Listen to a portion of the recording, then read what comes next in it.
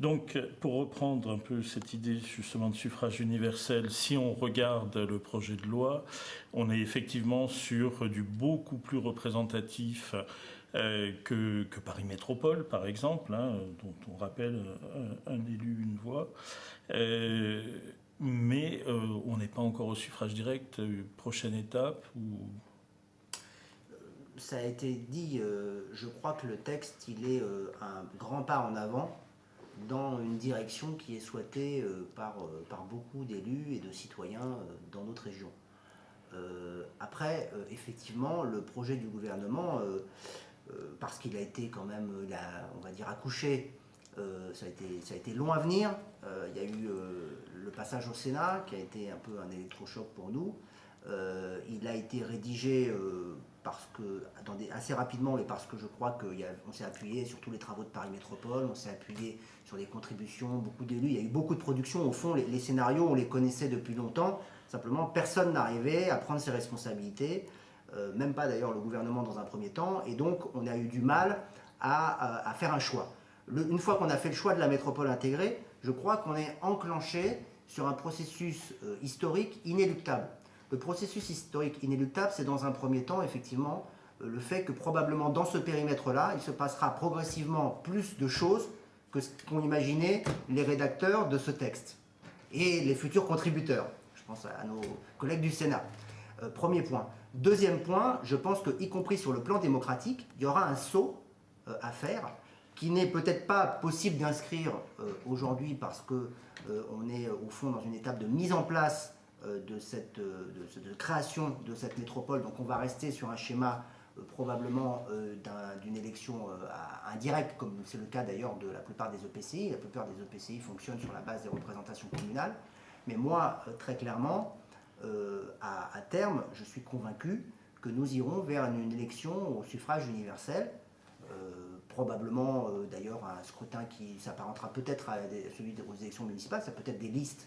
Après, il y a toute une mécanique à créer parce que est-ce que ce sera une liste métropolitaine? Est-ce que ce sera une liste qui s'appuiera sur les territoires? Est-ce que ce sera... Je ne sais pas. Aujourd'hui, on n'en est pas encore là. Ce que je veux dire, c'est que je pense qu'on est sur vraiment un chemin et qu'une fois qu'on a emprunté ce chemin, il n'y aura pas de retour en arrière.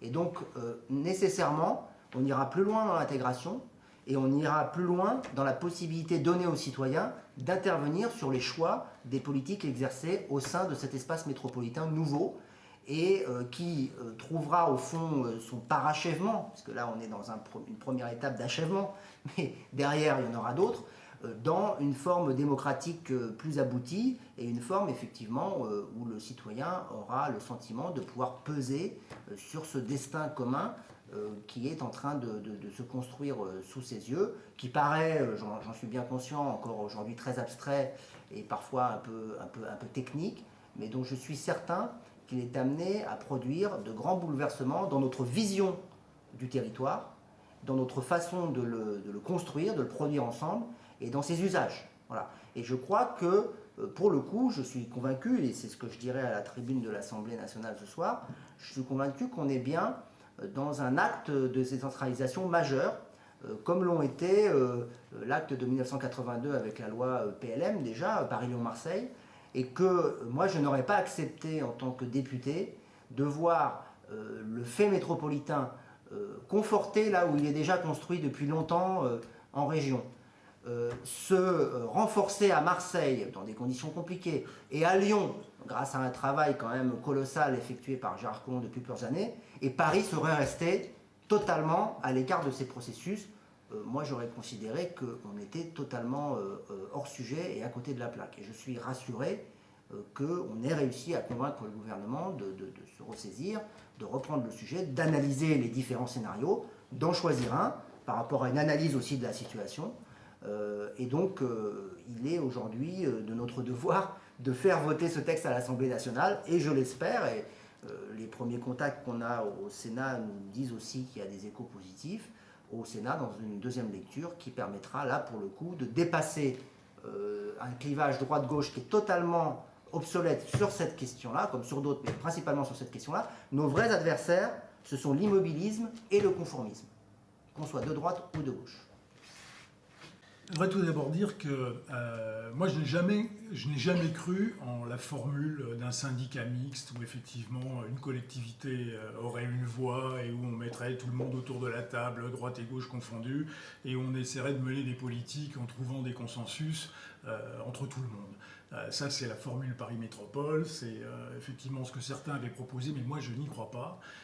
Pour autant, ce sujet n'est pas un sujet partisan, puisqu'on voit bien qu'à droite et à gauche, il y a des gens pour et il y a des gens farouchement contre. Mais ce qui m'intéresse, moi, c'est qu'à un moment donné, on permette aux citoyens de choisir une politique pour la métropole. Et c'est pour ça qu'il va falloir, effectivement, dans un second temps, donner la parole aux citoyens pour choisir une politique en matière d'urbanisme, de logement, et puis sur les autres compétences que cette métropole intégrée prendra en charge. Voilà, alors je ne sais pas quelle sera la formule, un scrutin de liste au niveau métropolitain ou un scrutin style cantonal avec des circonscriptions législatives pour ancrer les élus dans le territoire. Moi, je serais plutôt favorable à ça, mais on peut discuter de tout. Mais à un moment donné, il faut bien effectivement que les différents partis politiques proposent une politique pour la métropole et que les citoyens choisissent au travers d'une élection. Donc voilà pourquoi je pense qu'il faudra la deuxième étape. Alors après, sur les critiques qu'on entend sur ce texte, vous savez, on entend tout et le contraire de tout. Et c'est même un peu désespérant. Mais ce que je constate, c'est qu'il y a beaucoup de gens qui s'opposent au texte proposé par le gouvernement aujourd'hui, quasiment tout autant qu'ils s'opposaient en 2008 au rapport que j'avais présenté. Mais je ne les entends pas, pour la plupart, ces gens-là, formuler de contre-propositions. Et c'est ça qui est quand même assez étonnant dans ce débat. Moi, depuis 2008, j'avais une position arrêtée, j'avais travaillé le sujet, j'ai essayé de retourner les choses dans tous les sens pour voir quel était un peu, je ne vais pas dire le meilleur compromis, mais quelque part c'est aussi un compromis ce que j'avais proposé. Bon, j'avais des idées, je les défends maintenant depuis 5 années, et il y a des gens qui sont contre. Ils sont contre mon projet, ils sont contre le projet du gouvernement, mais qu'est-ce qu'ils veulent? Et pour la plupart, effectivement, ils veulent surtout rien changer. Ils ne veulent pas perdre ni leur fauteuil, ni la cagnotte fiscale souvent sur laquelle ils sont assis, et ils font preuve d'un très très grand conservatisme. Et c'est pas un conservatisme de droite, c'est parfait, ça peut être aussi un conservatisme de gauche. Voilà, sur ce sujet, il y a des gens qui veulent avancer, qui croient à la métropole, parce qu'on ne peut pas rester dans les anciennes formes de gouvernance pour faire en sorte que ce grand Paris ville-monde puisse rivaliser avec les autres villes-monde. Eh bien, il y a ceux qui sont effectivement des progressistes en l'occurrence et qui veulent trouver le bon modèle de gouvernance adapté qui permette à cette ville-monde d'émerger et d'être compétitive. Et puis d'autre côté, il y a ceux qui regardent leur petit bout de territoire et qui se disent « Mon Dieu, qu'est-ce que je vais y perdre ?» Écoutez, nous on essaye de raisonner à l'inverse en se disant qu'est-ce qu'on peut y gagner collectivement et qu'est-ce que le pays tout entier peut y gagner, parce que l'affaire du Grand Paris, c'est pas l'affaire de la région Île-de-France et de sa zone dense, c'est bien l'affaire du pays tout entier, parce que si le Grand Paris fonctionne, c'est le pays tout entier qui en tirera les bénéfices.